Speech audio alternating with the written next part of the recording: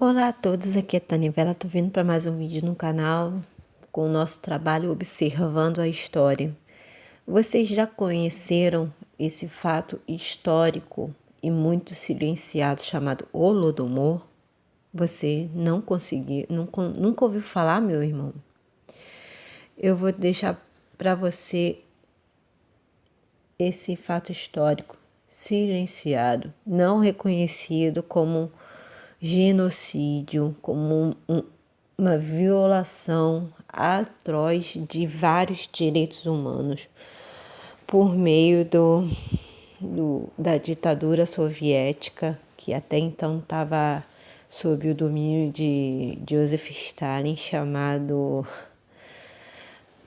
também chamado de a grande morte ucraniana, depende muito, mas Holodomor é uma palavra que você vai encontrar de fácil acesso ainda. Então, nós temos que observar que a fome foi utilizada como um instrumento de subjugação e dominação do povo ucraniano, um povo que não se deixou abater pelos percalços, não se deixou dominar pela ideologia soviética, e Stalin por pouco não exterminou os ucranianos.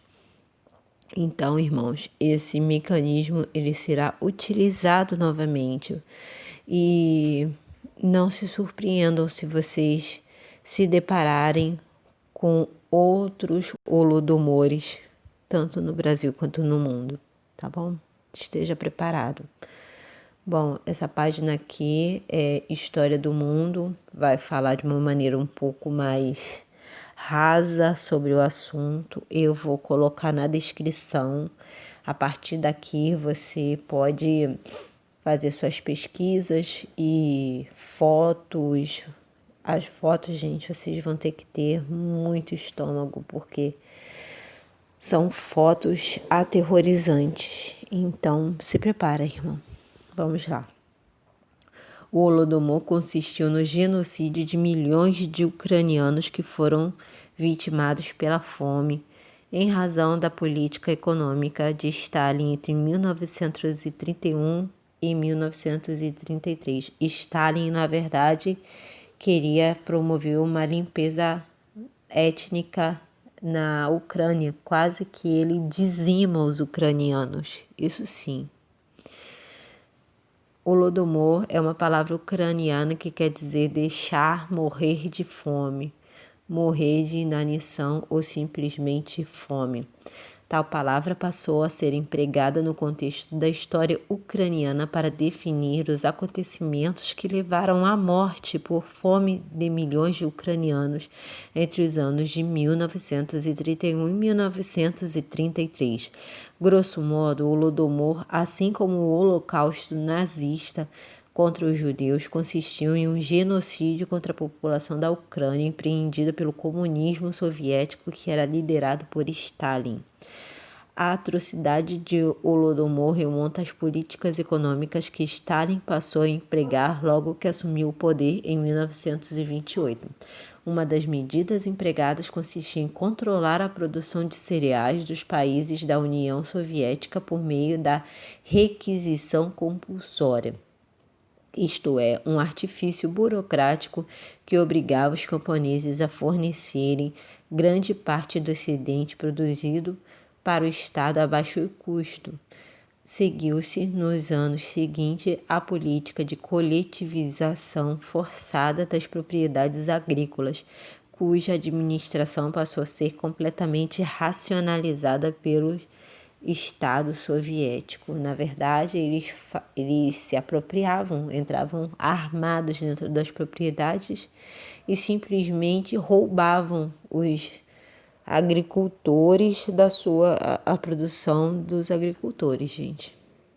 Isso daí era um roubo sistemático. Antigamente tinha-se a produção dos pequenos produtores, depois a propriedade privada foi abolida.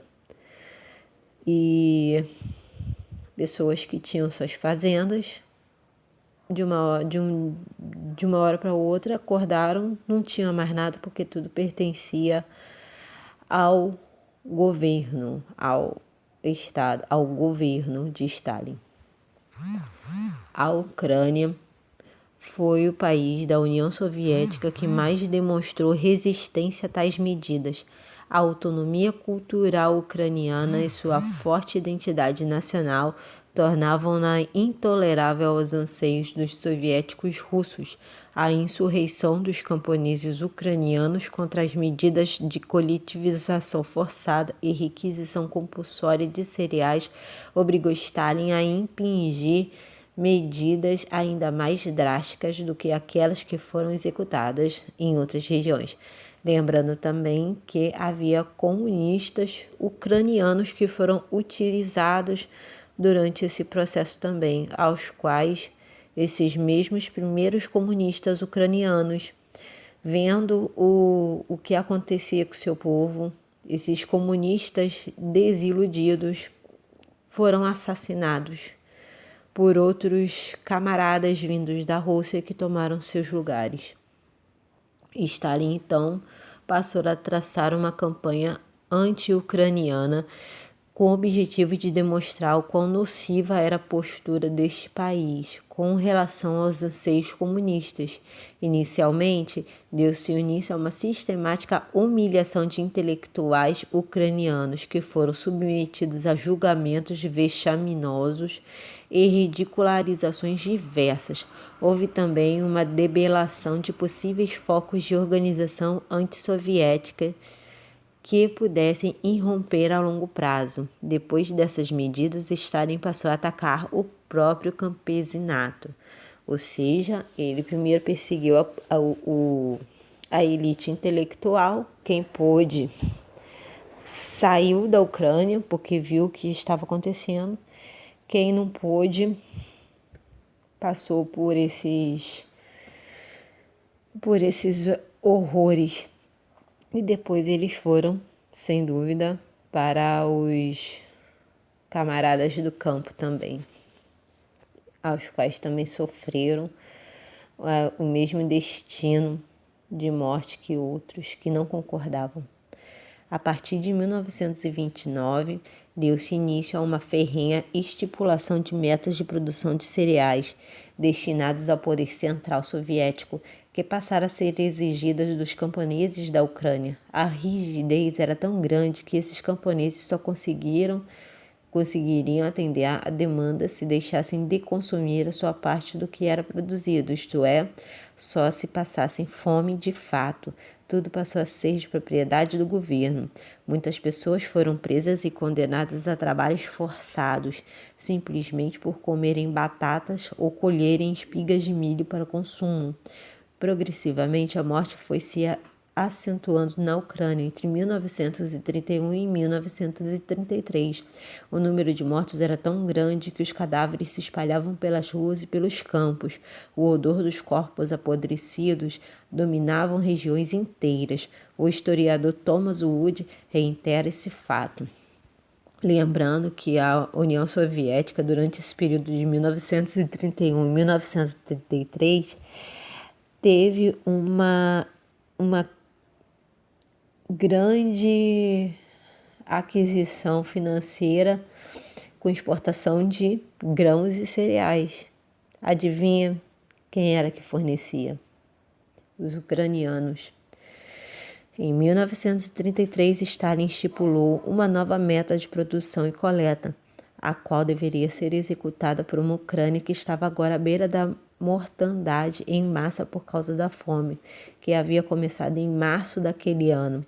Vou poupar o leitor das descrições mais gráficas do que aconteceu a partir daqui, mas os cadáveres estavam por todos os lados e o forte odor da morte pairava pesadamente sobre o ar. Casos de insanidade e até mesmo de canibalismo estão bem documentados. Aqui, foi Thomas Woods. A fome na Ucrânia, um dos maiores crimes do Estado, foi esquecido. Instituto Mises Brasil. Estipula-se que o número de mortos nesses 3 anos tenha sido de 5 milhões de pessoas. Porém, se levar em conta os efeitos prolongados dessa política econômica perversa e os ucranianos que foram levados ao trabalho forçado e lá morreram, esse número pode ser superior a 14 milhões de mortos. Gente, isso não foi brincadeira. Até hoje a ONU não reconhece o Holodomor como um crime contra a humanidade. Poucos países reconhecem esse genocídio e nós estamos vendo isso se desenhar, meus irmãos. Basta você ver hoje, em setembro de 2020, como estão os preços dos víveres nas prateleiras.